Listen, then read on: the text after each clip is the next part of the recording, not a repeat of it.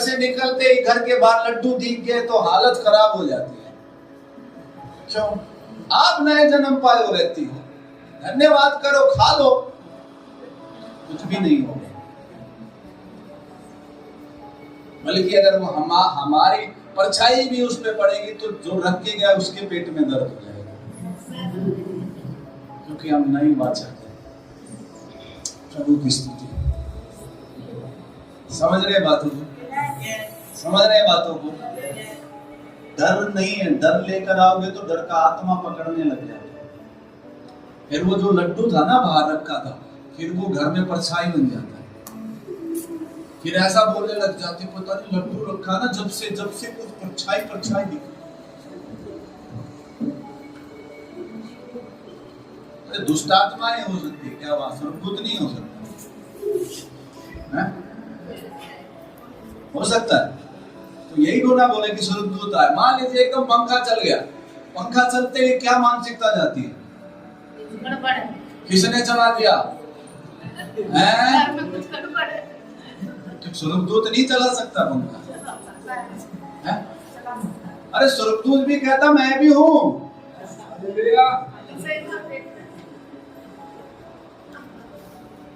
आप जैसी मानसिकता रखेंगे, जैसा बोलेंगे, उस तरीके का माहौल ही बनता है। अगर आप पीढ़ियों के श्रापों पे विश्वास करते हैं तो वो है उन पे, जो नहीं करते हैं उन पे नहीं है। हाँ, किसी भाग में अगर बंधन है नया जन्म पाने के बाद भी, तो उन भागों में अभी सत्य जानने की जरूरत है। उन भागों में अभी अंधेरा है, वहां उजाला लाने की जरूरत है। वो भागों में से भी अंधेरा भाग जाएगा। प्रभु की स्तुति हो। इस कलीसिया का पासवान होने के नाते, पिता होने के नाते, मैं इस परिवार का पिता होने के नाते मैं इस बात को बोलता हूँ कि इस कलीसिया में आने वाले जो भी हैं, वो कभी भी अधम या कम उम्र में नहीं मरेंगे। वो अपनी पूरी उम्र जिएंगे, किसी बीमारी में नहीं मरेंगे। प्रभु की स्तुति। क्योंकि नई वाचा में प्रभु का वचन कहता, मैंने तुम्हें दीर्घायु उम्र से तृप्त किया है, मैंने तुम्हें लंबी उम्र से तृप्त किया है। हम लंबी उम्र जिएंगे और आनंद के साथ जिएंगे, अच्छी हेल्थ में जिएंगे, प्रोस्पर होंगे, आशीषों में जिएंगे, क्योंकि मेरे यीशु ने इसकी कीमत चुकाई।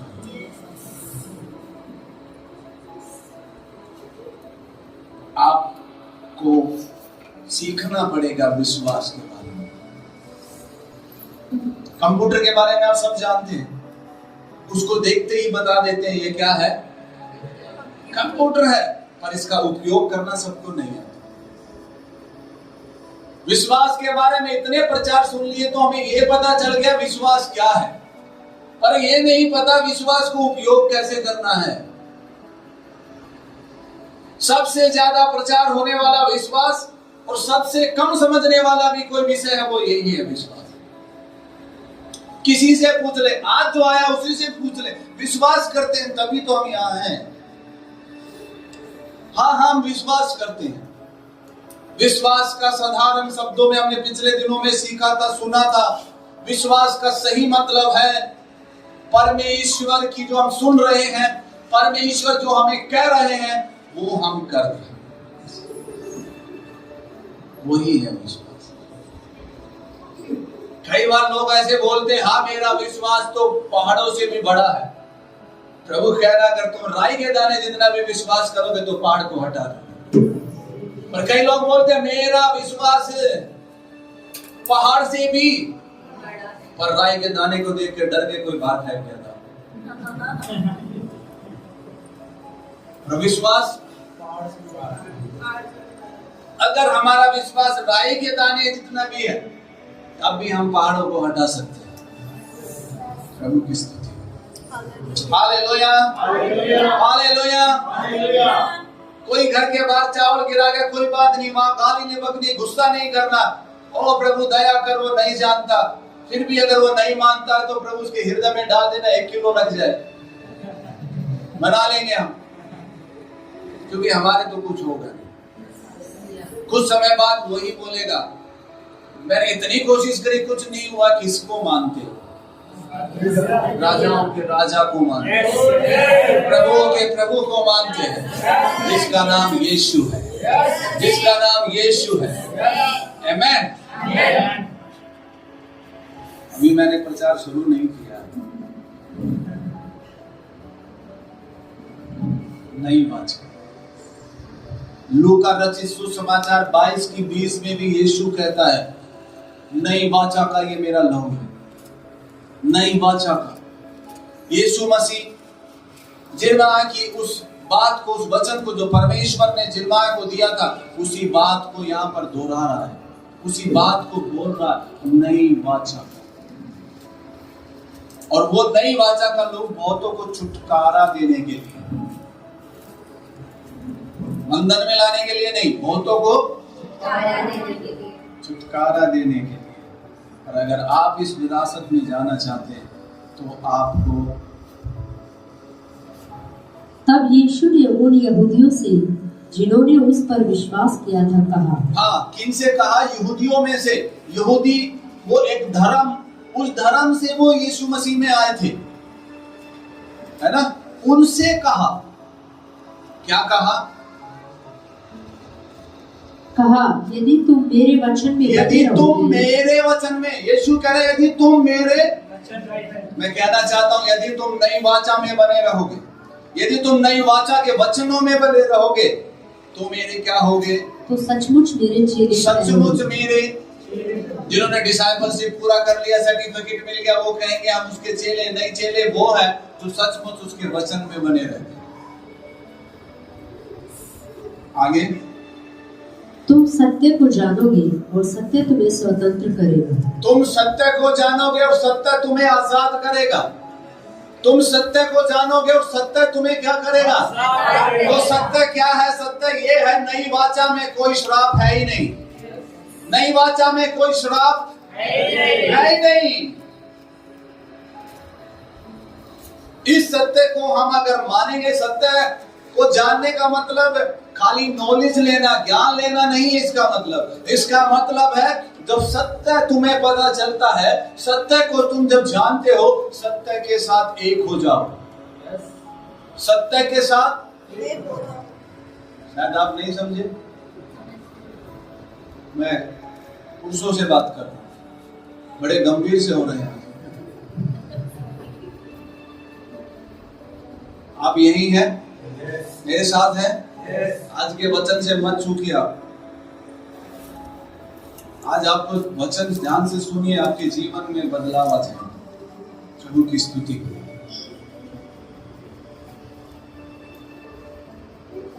सत्य, परमेश्वर का सत्य वचन हमारे जीवन में आना चाहिए। सत्य, बाजू वाले से बोलो, सत्य को जानना है। सत्य तुम्हें आजाद करेगा। किसी का हाथ, किसी मनुष्य का हाथ आपको आजाद नहीं करेगा, सत्य आपको आजाद करेगा।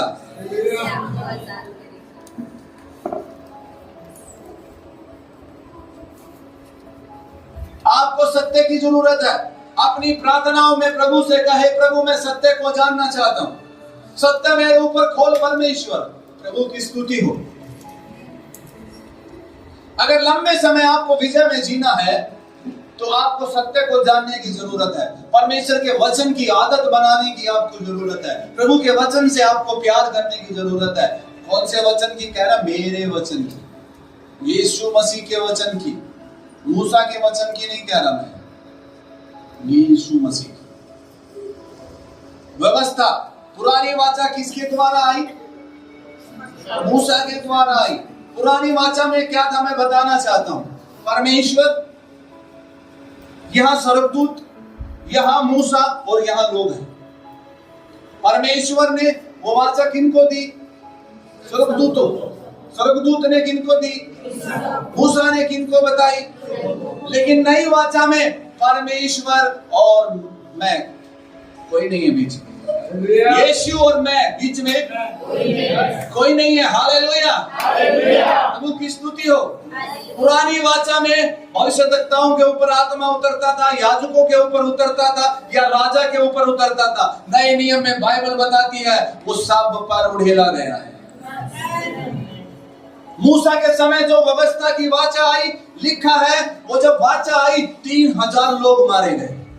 और नई वाचा जब आई, लिखा प्रेरितों के काम में लिखा, पेंतकुस्त का दिन जब आया, जब 120 लोगों पर पवित्र आत्मा उतरा, तो वहां पतरस के प्रचार के द्वारा 3000 लोग बचाए।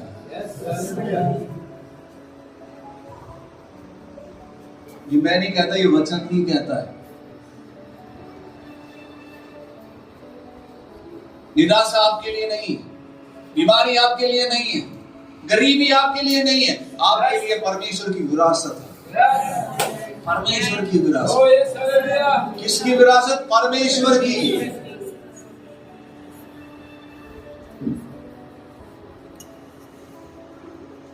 प्रभु की स्तुति हो। पढ़िए व्यवस्था विवरण 23 उसकी 5। विरासत। हम आज अपनी विरासत को लेने वाले हैं। आज अपनी आप विरासत को लेने वाले हैं। ये विरासत तो 2000 साल पहले ही आ गई, पर हम सत्य को नहीं जानते थे। आप सत्य को नहीं जानते थे, इसलिए आप उसे नहीं लेते। परंतु तेरे परमेश्वर यहोवा ने बिलाम की न सुनी। परंतु तेरे परमेश्वर यहोवा ने बिलाम की नहीं सुनी। हाँ, किंतु तेरे परमेश्वर यहोवा ने तेरे निमित्त उसके शाप को आशीष में बदल दिया। हाँ, इसलिए एक बालक नाम का राजा था और वो बिलाम को पैसे देकर लाता है और बोलता है इजरायली लोगों को श्राप देना है। यहां लिखा है, परंतु तेरे परमेश्वर यहोवा ने बिलाम की न सुनी। उसने मुंह तो खोला, पर वो सब आशीष में बदल दिया। लोग मुंह तो खोलेंगे, पर हमारे ऊपर आशीष ही आएंगी। लोग बोलेंगे हमें उन श्रापों से डरने की जरूरत नहीं है, हमारे तक आते ही वो आशीष में बदल जाएंगे। हमारे तक वो आते आशीष में बदल जाएंगे। हालेलुया। अगर कोई कहता है आप लंबी उम्र नहीं जी पाएंगे, आप कुछ समय बाद मर जाएंगे, आप दुखी नहीं होना, डरना नहीं। आपको बोलना है मैं नई वाचा का भागी हूँ, मैं दीर्घायु हूँ, मैं जीऊंगा। Hallelujah, hallelujah. 75वीं सालगिरह मनाऊंगा, अगर आप होंगे तो आपको इनविटेशन दूंगा। प्रभु की स्तुति।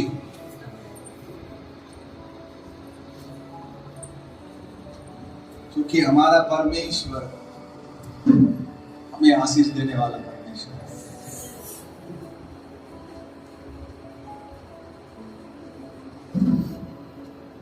गलातियों 3:13।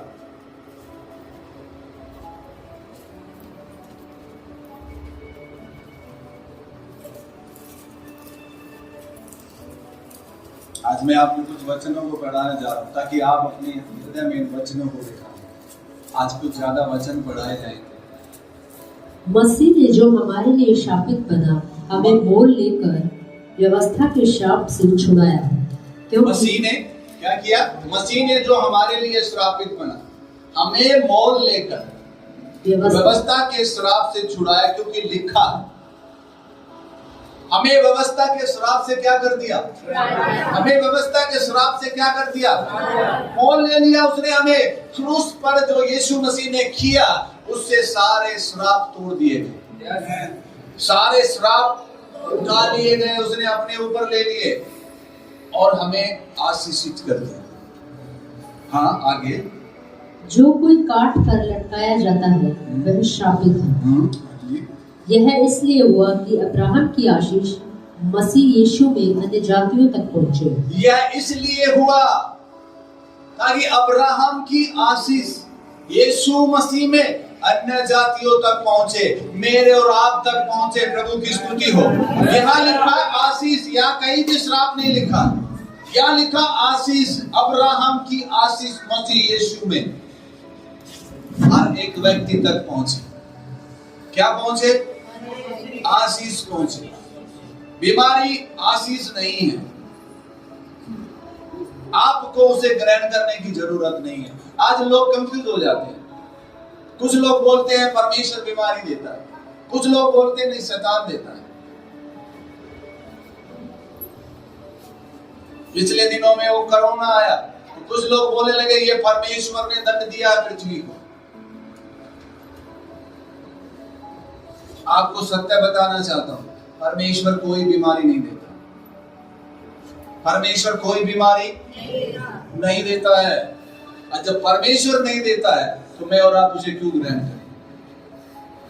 लोग देते होंगे, देने दो, हम नहीं ग्रहण करेंगे। हम तो आशीष ग्रहण करेंगे। यीशु ने कहा मेरे कोड़े खाने से तुम चंगे हो। प्रभु की स्तुति।